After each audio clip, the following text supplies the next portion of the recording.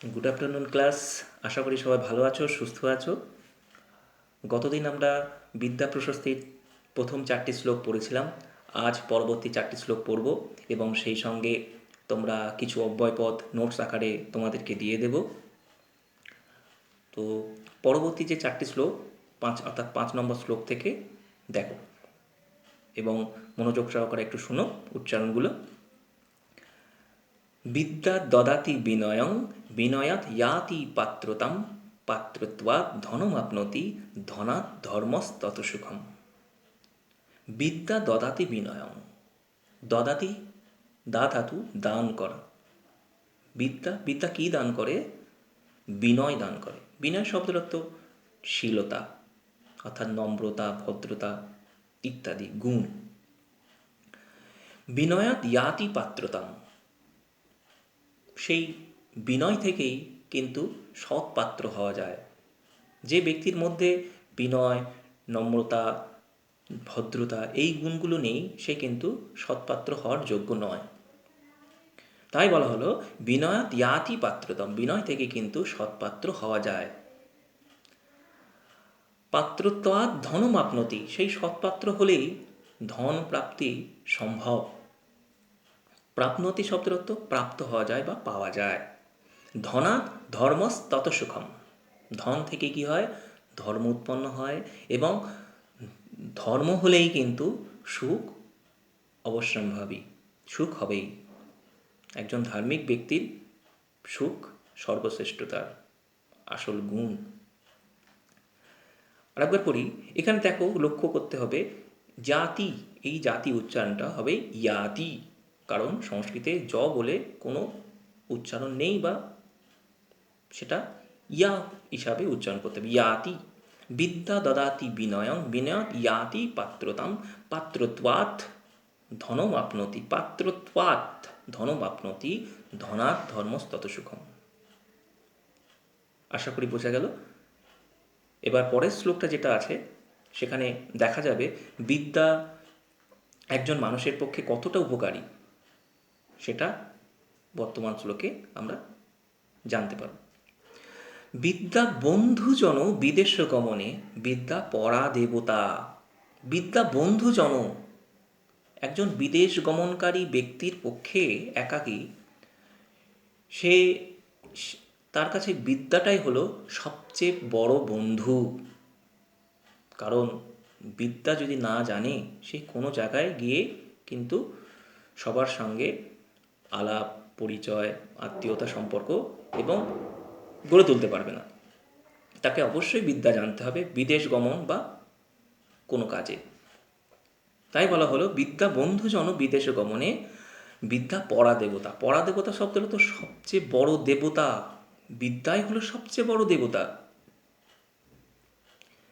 বিদ্যা রাজসু পূজ্যতে ন হি ধনং বিদ্যাবিহীন পশু। রাজসু, রাজন শব্দের সপ্তমীর বহুবচন, রাজসু, রাজাদের মধ্যেতে এই বিদ্যাই পূজিত হয়। ন হি ধনং, ধন কিন্তু পূজিত হয় না, সম্পদ কিন্তু পূজিত হয় না। রাজারা কিন্তু, প্রকৃত রাজা যারা, তারা কিন্তু এই বিদ্যাকেই, অর্থাৎ বিদ্বান ব্যক্তিকেই পূজা করেন, সমাদর করেন তাদেরকে। তাই বলছে বিদ্যা রাজসু পূজতে, বিদ্যা রাজাদের মধ্যেও পূজিত হয়। ন হি ধনং, তারা কিন্তু, ধন কিন্তু রাজাদের মধ্যে সেইরূপ আকারে, বিদ্যা যেরূপ পূজিত হয় ধন কিন্তু সেইরূপ পূজিত হয় না। কারণ বিদ্যা প্রাপ্তি হলেই তবে কিন্তু ধনপ্রাপ্তি সম্ভব।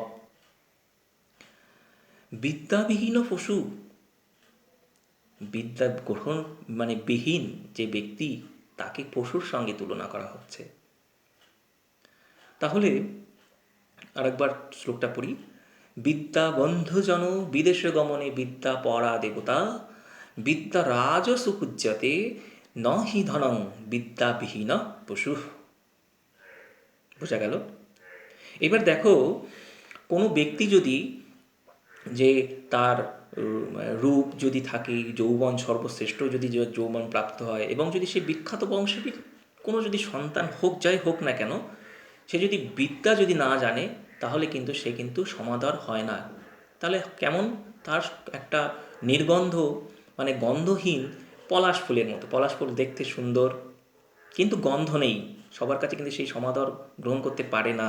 দেখতে হয়তো ভালো, কিন্তু সমাদর কিন্তু গ্রহণ করতে পারে না।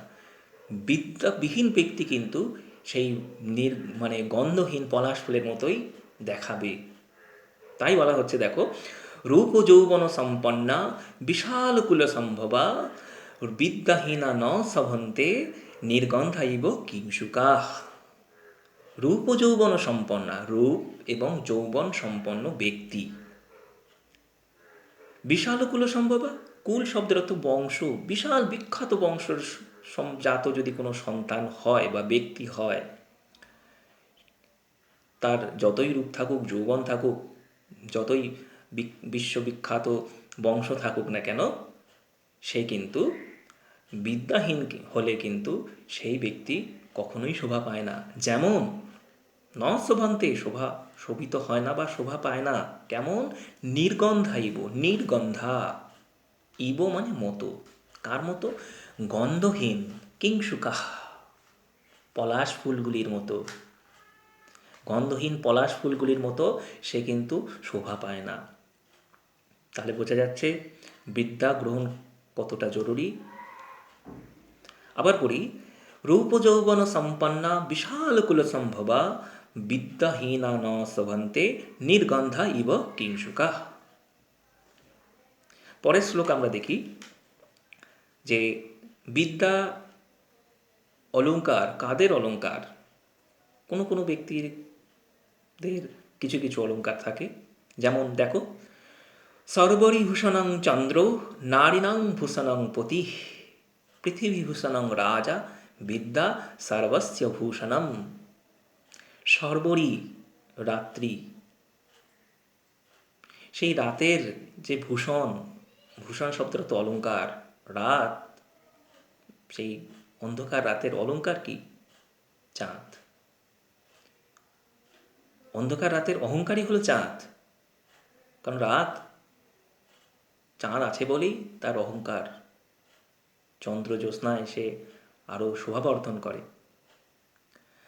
সর্বরী ভূষণং চন্দ্র, সেই রাতের ভূষণ অর্থাৎ অলঙ্কার হলো চাঁদ। নারীনাং ভূষণাং পতি, নারী, স্ত্রীর লোকেদের, রমণীদের ভূষণকে তার পতি অর্থাৎ তার স্বামী হলো তার অলঙ্কার। অন্য কিছু অলঙ্কার নেই, যার স্বামী আছে সেই নারীর ভূষণ কিন্তু সেই তার স্বামী। পৃথিবী ভূষণং রাজা, এই পৃথিবীর ভূষণকে, অলঙ্কারকে, রাজা, পৃথিবীর একটা রাজা আছে, এটাই পৃথিবীর অলঙ্কার, এটাই পৃথিবীর অহংকার যে না আমার রাজা আছে। কিন্তু বিদ্যা, বিদ্যা হলো সবার ভূষণ, সবার অলঙ্কার, বিদ্যা সর্বস্য ভূষণম। সর্বরি ভূষণং চন্দ্র নারীণাং ভূষণং পতি পৃথিবীভূষণং রাজা বিদ্যা সর্বস্ব ভূষণম। বোঝা গেল? এবার যে এই 8টা শ্লোক আমরা প্রথম থেকে একটু উচ্চারণগুলো আবার একটু ভালো করে শুনে নিই। কি আছে? অলসস্য কুতো বিদ্যা অবিদ্যস্য কুত ধনম অধনস্য কুত মিত্রম অমিত্রস্য কুত সুখম। জ্ঞাতিভির্বণ্টতে নৈব চৌরেনাপি ন নিয়তে দানেন ন ক্ষয়ং ইয়াতি বিদ্যারত্নং মহাধনম। দান, এই বিদ্যারূপ রত্ন দানের দ্বারা ক্ষয়প্রাপ্ত হয় না, বরং উত্তরোত্তর বৃদ্ধি পায়, পূর্ণতা লাভ পায়। পুস্তকস্থা তু ইয়া বিদ্যা পরহস্তগতং ধনম কার্যকালে সমুৎপন্নে ন স বিদ্যা ন তদ্ধনম। যে ব্যক্তির জ্ঞান পুস্তক সর্বস্ব, পুস্তকের উপরে নির্ভরশীল, এবং পরের হস্তে যে ধন আছে সেই ধন কার্যকাল, একটা সংকটকাল উপস্থিত হলে তার কোনো মূল্যই নেই যদি না পাওয়া যায়। এবার চতুর্থ শ্লোকে বিদ্যা এবং বিদ্বান ব্যক্তি এবং রাজার মধ্যে তুলনা করা হয়েছে। কি বলা হচ্ছে? বিদ্যতঞ্চ নিপতঞ্চ নৈব তুল্যং কদাচন স্বদেশে পূজ্যতে রাজা বিদ্বান সর্বত্র পূজ্যতে। রাজা কেবলমাত্র নিজের দেশেতেই পূজিত হন, কিন্তু বিদ্বান ব্যক্তি সর্বত্র পূজিত হয়। তারপরে শ্লোক, পঞ্চম শ্লোক, যেটা আজকে আমরা পড়লাম আজ থেকে। বিদ্যা দদাতি বিনয়ং বিনয়াত ইয়াতি পাত্রতাম পাত্রত্বাৎ ধনমাপ্নতি ধনাৎ ধর্মস্তত সুখম। বিদ্যা বন্ধুজন বিদেশ গমনে বিদ্যা পরা দেবতা বিদ্যা রাজসু পূজ্যতে ন হি ধনং বিদ্যাবিহীন পশু। অর্থাৎ বিদ্যাবিহীন ব্যক্তি পশুর সমান। রূপ যৌবন সম্পন্না বিশালকুল সম্ভবা বিদ্যাহীনা ন শোভন্তে নির্গন্ধা ইব কিংসুকা। তাহলে বিদ্যাহীন ব্যক্তিকে কার সঙ্গে তুলনা করা হয়? গন্ধহীন পলাশ ফুলকুড়ির সঙ্গে তুলনা করা হয় বিদ্যাহীন ব্যক্তিকে। ছোট ছোট প্রশ্ন আসবে, প্রশ্ন আকারেও তোমাদেরকে দিয়ে দেওয়া হবে এবং কিছু বঙ্গানুবাদ, কিছু নোটসও দিয়ে দেবো। পরের যে শ্লোকটা দেখো, লাস্ট শ্লোক, সর্বরিভূষণং চন্দ্র নারীনাং ভূষণং পতি পৃথিবীভূষণং রাজা বিদ্যা সর্বস্বভূষণং। বিদ্যায় হলো সবার ভূষণ, সবার অলঙ্কার হলো এই বিদ্যা। তো এই যে 8টা শ্লোক, গত দিনে 4টের আর আজকের এই 4টে, এই 8টা শ্লোক তোমরা ভালোভাবে মুখস্থ করো এবং সেই মুখস্থ করার সঙ্গে সঙ্গে লিখতে হবে দেবনাগরী হরফে, অর্থাৎ সংস্কৃত ভাষায় লিখতে হবে। কারণ পরীক্ষার জন্য কিন্তু বারবার আমি বলে দিচ্ছি, পরীক্ষার জন্য সংস্কৃত ভাষায় নোটস শ্লোক লিখতে বলবে, মানে বঙ্গানুবাদ সহ, তখন কিন্তু তোমাদের এইগুলো লিখতে হবে। হয়তো বলে দিল যে বিদ্যা প্রশস্তি পদ্যাংশের প্রথম 4টি শ্লোক বা প্রথম 3টি শ্লোক, প্রথম 5টি শ্লোক দেবনাগরী হরফে বাংলা অনুবাদ সহ লেখো। তখন কিন্তু আমরা, যদি সংস্কৃত অক্ষরে লেখা যদি প্র্যাকটিস না থাকে, আমরা কিন্তু পারবো না। আর অবশ্যই কিন্তু সেই দেবনাগরী হরফে শ্লোক কিন্তু পরীক্ষায় আসবেই। তো এই হলো আমাদের পাঠ্যাংশ। প্রথম বিদ্যা প্রশস্তি হলো শেষ। এবার আমরা গতদিন অব্যয় ব্যাকরণের অব্যয় সম্পর্কে কিছু বলে দিয়েছিলাম, কিছু অব্যয় পদ সম্পর্কে বলে দিয়েছিলাম। চলো আর কিছুটা অব্যয় পদ আমরা জেনে নিই এবং এই ভিডিওর পরেই তোমরা আবার কিছু নোটস, গত দিনের মতো নোটস আকারে কিছু অব্যয় পদ পাবে তোমাদের সুবিধার্থে। তো সেই সঙ্গে দেখো কয়েকটা অব্যয় পদ দেখো। কদাচিৎ, অব্যয় কদাচিৎ মানে কখন। অব্যয় পদ কাকে বলে সেটা বলে দিয়েছিলাম, তবুও একবার স্মরণ করে দিই। সদীশং ত্রিষু লিঙ্গেষু সর্বাসু চ বিভক্তিষু বচনেষু চ সর্বেষু জন্যবেতি তদ্বয়ম। সদৃশং ত্রিষু লিঙ্গেষু, 3টি লিঙ্গে, সদৃশং অর্থাৎ সমান, 3টি লিঙ্গে 7টি বিভক্তিতে এবং 3টি বচনে, যাদের অর্থাৎ যেসব পদের রূপের কোনো পরিবর্তন হয় না তাদেরকে বলা হয় অব্যয় পদ। তো কদাচিৎ পেলাম মানে কখনো, এর আগের দিন বলে দিয়েছিলাম।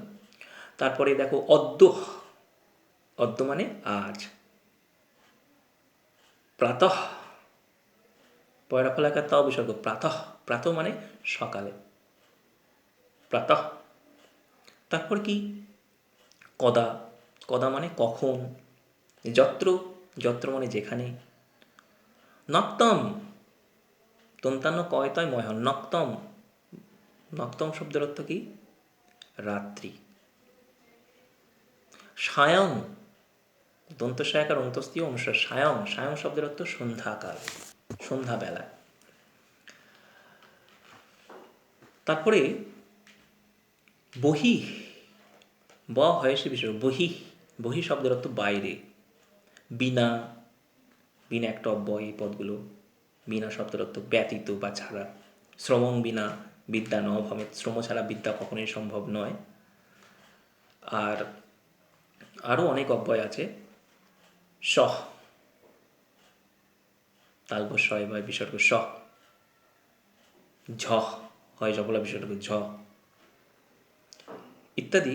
তো সেই মানে যেই অব্যয়গুলো খুব জরুরি সেইগুলো নোটস আকারে তোমাদেরকে আমি দিয়ে দেব। আরও যেমন অব্যয় আছে তুষ্ণিম, তয় দীর্ঘ মধ্যনা শয় নয় দীর্ঘি ময়ন তুষ্ণিম, তুষ্ণিম শব্দের অর্থ নীরবে। চৌরহ তুষ্ণিম গৃহে প্রবিশতি বা গৃহং প্রবিশতি ইত্যাদি। আর যে বলার বিষয়, এই অব্যয় পদগুলো কী করতে হবে, তোমাদের মুখস্থ করতে হবে। অব্যয় পদ দিয়ে বাক্য রচনা থাকবে, সেইগুলো নোটস আকারে তোমরা পেয়ে যাবে, সেগুলো মুখস্থ করবে। এবং পরের দিনের জন্য আমরা আমাদের তো এই আগের দিনের গতকালের 4টে আর আজকে যে 4টে শ্লোক পাঠ করলাম, মোট 8টা শ্লোক তোমরা বাড়িতে মুখস্থ করো। মুখস্থ করার সঙ্গে সঙ্গে লেখো। পরের দিনের ক্লাসে আমি যদি লিখতে অবশ্যই বলবো, যে কোনো একটা শ্লোক লিখে দিতে বলবো, উল্লেখ করে দেবো সেটা কিন্তু তোমাদের লিখে দিতে হবে। তখন আমি বুঝতে পারবো কারা কতটা পড়াশোনা করছো এবং কারা কতটা এই বিষয়ে উপকৃত হচ্ছ।